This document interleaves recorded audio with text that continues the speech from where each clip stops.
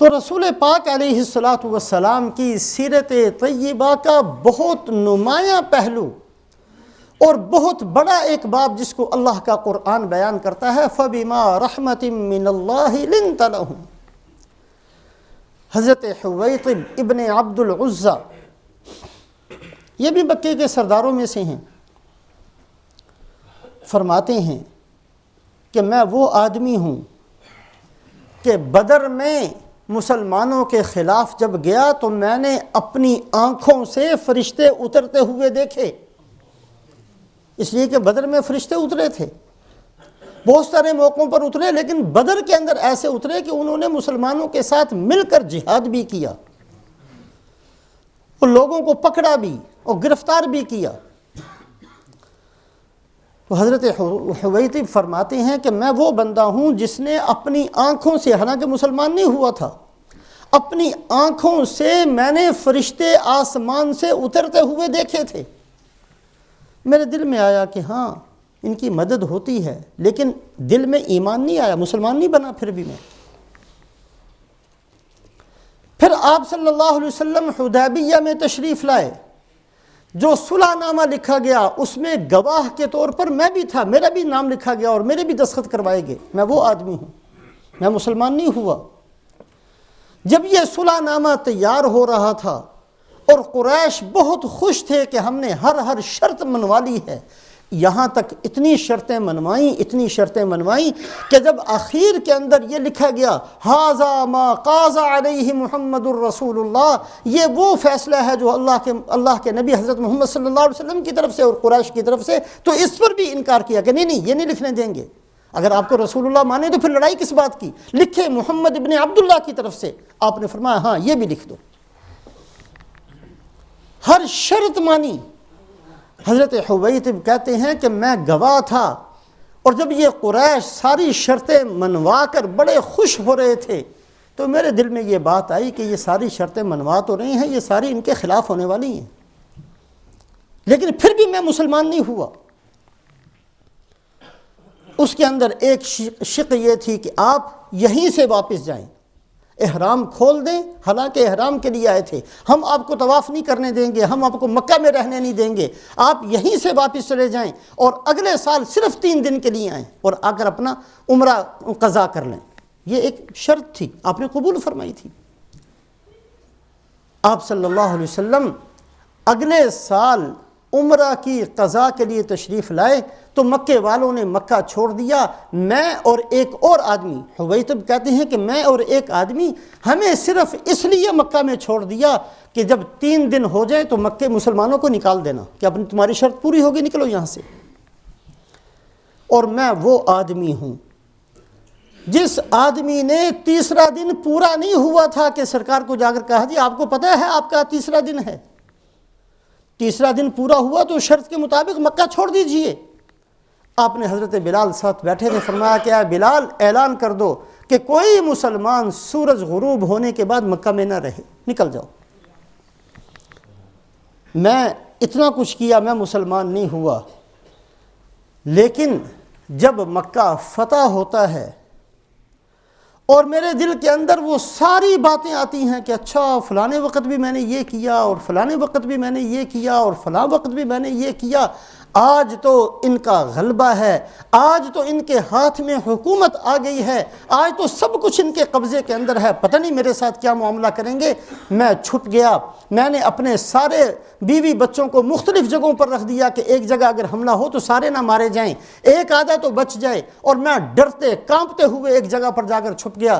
حضرت ابو ذر رضی اللہ تعالیٰ عنہ کے ساتھ میری زمانے جاہلیت سے دوستی تھی، وہ تلاش کرتے ہوئے مجھے آئے، میرے پاس آئے اور آ کر کہا کہ اے حویطب کیوں ڈرتے ہو، کتنے خیر کے موقع جا چکے، پتہ نہیں زندگی کب ختم ہو جائے گی، اب ضائع نہ کرو۔ کہا اچھا مجھے معاف کر دیا جائے گا؟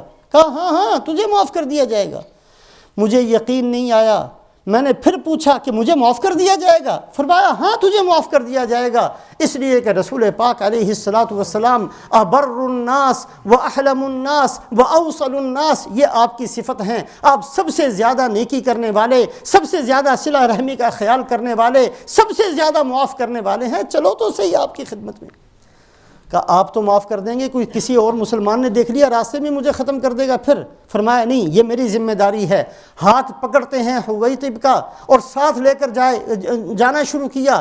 راستے میں شور مچاتے ہوئے حضرت ابو ذر جاتے ہیں، میں ان کو امن دیتا ہوں کوئی ان کو ہاتھ نہ لگائے، میں ان کو امن دیتا ہوں کوئی ان کو ہاتھ نہ لگائے۔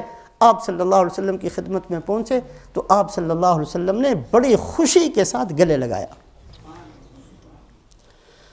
فرماتے ہیں کہ وہ بندہ جس نے فرشتے اترتے دیکھے وہ مسلمان نہ ہوا، لیکن سرکار کے اخلاق دیکھ کر میں نے گردن جھکا لی۔ رسول پاک علیہ الصلوۃ والسلام کی سیرت طیبہ کا بہت اہم باب ہے، انک لعلی خلق عظیم۔ یہ سارے واقعات کس کے ساتھ ہیں؟ دوستوں کے ساتھ نہیں، ان لوگوں کے ساتھ ہیں آپ کی عادات شریفہ جنہوں نے ساری زندگی مقصد ایک ہی بنایا تھا کہ ہم نے تنگ کرنا ہے، اس کے علاوہ زندگی کا مقصد ہی ختم کر دیا تھا، ان کے ساتھ یہ معاملہ ہے۔ حضرت ہندہ، ابو سفیان ان کے خامند جب مسلمان ہو گئے تو یہ اتنی سخت دل عورت تھیں، یہ وہی ہیں جنہوں نے حضرت حمزہ رضی اللہ تعالیٰ عنہ کا کلیجہ نکال کر چبایا تھا، لاش کو بھی معاف نہیں کیا تھا، اتنی سخت عورت۔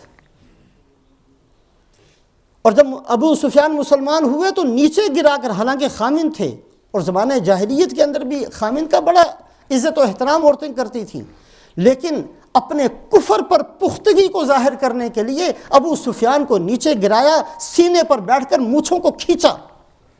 ڈر گیا ہے، بزدل ہو گیا ہے، کیوں مسلمان ہوا؟ یہ کہنے والی عورت ہندہ فرماتی ہیں مکہ فتح ہوا، میرے دل میں یہ تھا کہ فاتح قومیں کیا کیا کرتی ہیں، کسی کی عزت نہیں بچے گی، آج کسی کا مال نہیں بچے گا، کسی کے گھر کا دروازہ نہیں بچے گا۔ آج مسلمان آئے ہیں اور ان کے ساتھ جو ہم نے کیا ہے وہ ان کو یاد ہے، ایک ایک ظلم کا ہم سے بدلہ لیں گے۔ رات ہوئی، جب میں نے دیکھا کوئی دروازہ نہیں ٹوٹا، کسی نے کوئی چیخ کی آواز نہیں سنی، کوئی شور شرابہ نہیں ہوا، میں بڑی حیران کہ یہ کیسے فاتح لوگ ہیں، دیکھوں تو سے یہ کیا کرتے ہیں۔ جب دیکھا ہے تو کسی کا حرم کے اندر سر پیشانی زمین پر ہے، کوئی بیت اللہ کے پردے کے ساتھ لگا ہوا ہے، کسی کی چیخیں نکل رہی ہیں، کوئی اپنی مغفرت مانگ رہا ہے، کوئی ہدایت کی دعائیں مانگ رہا ہے، یہ مسلمانوں کی عادت۔ اسی وقت دیکھ کر سیدھی سرکار کی خدمت میں پہنچی، یا رسول اللہ میں بھی مسلمان ہوتی ہوں۔ فَبِمَا رَحْمَةٍ مِّنَ اللَّهِ لِنْتَ لَهُمْ، یہ اللہ پاک رسول پاک علیہ الصلوۃ والسلام کی سیرت کو بیان فرماتے ہیں کہ اللہ پاک نے آپ کو اتنا نرم بنایا ہے۔ ایک نہیں، کتابوں کے اندر سینکڑوں واقعات لکھے ہیں۔ کبھی اللہ توفیق دے اپنے گریبانوں میں منہ ڈال کر یہ اس بات کو ایک دفعہ نہیں بار بار سوچئے، ایسے نبی کا کلمہ پڑھنے والے آج ہمارا پڑوسی ہم سے تنگ کیوں ہے؟ آج ہمارا ہاتھ اپنے بھائی کے گریبان تک کیوں پہنچ جاتا ہے؟ دشمن تو دشمن، وہ تو بات کی بات ہے۔ ہمارے اخلاق کہاں چلے گئے؟ کیا بنا دیا ہم نے اپنے آپ کو؟ بجائے کسی کو دین سے قریب کرنے کے، آج ہم نے ان ملکوں میں رہتے ہوئے کتنا زیادہ اور دور کر دیا ہے دین سے دوسری قوموں کو۔ ہمارے کرتوت دیکھ کر آج یہودی، آج عیسائی، آج ہندو، آج سکھ اسلام سے مزید بھاگتا ہے، کانوں کو ہاتھ لگاتا ہے کہ اگر یہ اسلام ہے تو بھائی میں کبھی نہیں مسلمان ہونے کا، یہ اسلام ہے، فلانے مسلمان نے میرے ساتھ کاروبار کیا، میرا تو بالکل تباہی لگا دیا، اور بھائی دن دہاڑے سب کچھ لے کر چلا گیا۔ یہ کون سا اسلام سیکھا ہے ہم نے؟ یہ کیا ہم کر رہے ہیں ان ملکوں کے اندر رہ کر کہ ہم نے لوگوں کو ٹھیکہ لیا ہے دین سے دور کرنے کا؟ ہر پڑوسی ہم سے نالاں، ہر راستہ چلنے والا ہم سے شکوہ کرنے والا، جو ہم سے کاروبار کرے وہ ہم سے بھاگنے والا، جو ہم سے رشتہ جوڑے وہ ہم سے دور جانے والا، جو ہم سے مل لے وہ ہم سے بھاگنے والا۔ یہ کون سی بد اخلاقی کے مظاہر آج ہم نے پیش کیے ہیں، اور نام لیتے ہیں لا الہ الا اللہ محمد الرسول اللہ کا۔ رسول پاک علیہ الصلاۃ والسلام کی سیرت اللہ کا قرآن بیان کرتا ہے، کتنے سخت قسم کے کلمات ایک دفعہ نہیں بار بار کہے، اور اللہ کے نبی جواب تک نہیں دیتے۔ قالوا اضغاث احلام بل افتراہ بل هو شاعر، جھوٹی باتیں آپ کہہ رہے ہیں، آپ شاعر ہیں، آپ جادوگر ہیں، استغفر اللہ، ایسے کلمات، اور آپ یہ بھی نہیں فرماتے کہ نہیں بھائی میں نہیں ہوں، ایسا نہیں۔ اللہ جواب دیتے ہیں، اللہ جواب دیتے ہیں، محمد الرسول اللہ کی زبان سے جواب نہیں نکلتا ہے۔ اخلاق ہیں، بہترین عادات ہیں، سکھائی ہے اپنی امت کو ایک زندگی، دشمنوں کو گلے لگانا سکھایا ہے۔ پتہ نہیں کہاں سے ہم نے سیکھ لیا کہ دوسرے کی جیب کاٹ لو، کسی ہنسنے والے کے دانت توڑ دو، اگر کوئی جھونپڑے میں رہتا ہو اس کو بھی آگ لگا دو۔ عدالتیں بھری ہوئی ہیں ہمارے کرتوتوں سے، ہماری عادات سے، دوسرے تو کیا اپنے نالاں ہیں۔ مسجدوں کے اندر رہنے والے ہم ایسے بن گئے کہ ہم سے کوئی ہم قریب آنے کے لیے تیار نہیں۔ شنیدم کہ مردان راہ خدا دلے دشمنا ہم نہ کردند تنگ، ترا کہ میسر شبد ای مقام کے بعد و ستانت خلاف است و جنگ۔ یہ تو ہم نے مسلمانوں کی عادات سنی ہیں، شاعر کہتا ہے مسلمانوں کی سنی ہیں کہ دشمنوں کے دل بھی ان سے تنگ نہیں تھے۔ ایک آدمی اپنا مکان بیچتا ہے، یہ کتابوں میں واقعات موجود ہیں، یہودی ہے مکان بیچنے والا، دوسرے کو کہتا ہے کہ میں نے اپنا مکان بیچنا ہے، اس کی قیمت 2000 لوں گا۔ وہ بڑا حیران، اس کی قیمت تو 500 سے زیادہ نہیں ہے، تم 2000 کیسے مانگتے ہو؟ یہودی کہتا ہے مجھے بھی پتا ہے کہ میرے مکان کی قیمت 500 سے زائد نہیں ہے، 500 مکان کے مانگتا ہوں، 1500 اس بات کے مانگتا ہوں کہ میرا پڑوسی مسلمان ہے، میرا پڑوسی مسلمان ہے، اس کا پڑوس لوگے تو تیری عزت محفوظ ہوگی، تیرا مال محفوظ ہوگا، تجھے راحت ملے گی، تجھے سکون ملے گا۔ 1500 اس چیز کا وصول کر رہا ہوں۔ آج کوئی مسلمان یہ کردار پیش کر سکتا ہے؟ آج ہم کس منہ سے کسی کو کہہ سکتے ہیں کہ بھائی کلمہ پڑھ لو؟ آج تو اللہ ہماری سب کی حفاظت فرمائے، مسلمان کیا ہے اس کا تعارف پوری دنیا کے اندر یہ ہے، مسلمان اس کو کہتے ہیں جو مال کے لیے کچھ بھی کر دے، چند ٹکوں کے لیے کچھ بھی کر دے، جو چوری نہ دیکھے، جو ڈاکہ نہ دیکھے، جو حرام نہ دیکھے، جو حلال نہ دیکھے، جو کسی کی عزت و آبرو نہ دیکھے، صرف اس کا مقصد پیسہ بن جائے، پیسوں کے لیے سب کچھ کر دینے والا اگر کوئی ہے تو مسلمان ہے۔ یہ ہم نے پیش کیا۔